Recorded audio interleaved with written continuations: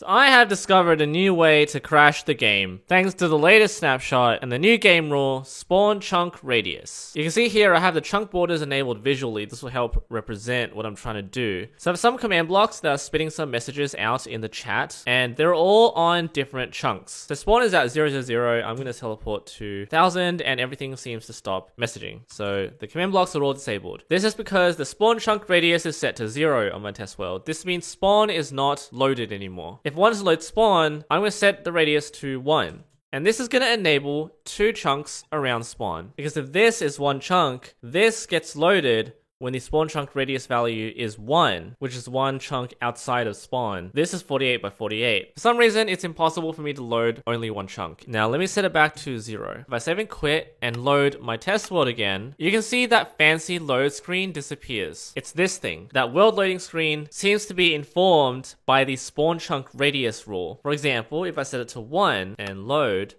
that square is so small.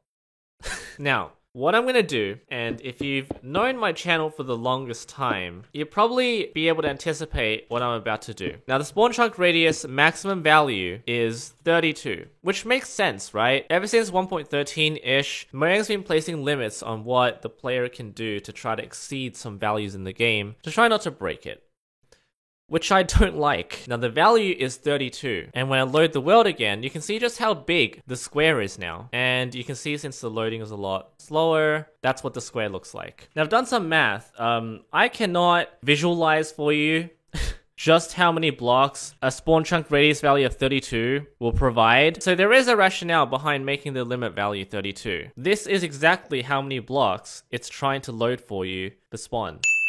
Which is still fine because it's a flat world, so things are a little bit more efficient. However, what I'm going to do now is use NBT Explorer to change this value to 33, which once again increases it by another 32 blocks by 32 blocks on each side, which is now 67 chunks by 67 chunks, which is 1.15 million blocks. So now, once it's loaded, we can try to open the world again, and you'll notice it will stop at 94%. And there's just something so glamorous about this, because the world just doesn't want to load anymore, because we stuffed it up. And for anyone who wants to know why it's 94%, it's because of this. I don't need to end the video here because there's one more thing I'd like to show you. You'll notice that this box increases in size commensurate with the value that you provide. So what happens if you just make it a very big number? First of all, I've got to crash this game. It's not responding. It's crashed. Okay, here we go. Let's see.